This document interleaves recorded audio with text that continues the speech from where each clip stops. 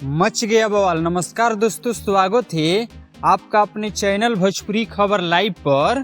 आज हम बात करेंगे खेसारी लाल भैया के नए गाने झाड़ लिए राजा जी।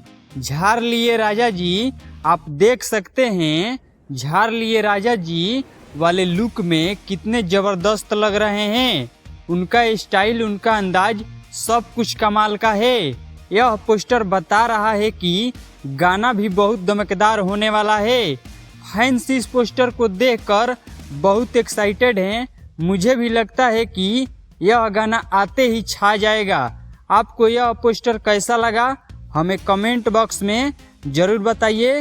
खेसारी लाल और भोजपुरी की हर नई खबर के लिए अभी हमारे चैनल भोजपुरी खबर लाइव को सब्सक्राइब करें और घंटी वाला बटन दबाना बिल्कुल ना भूलें।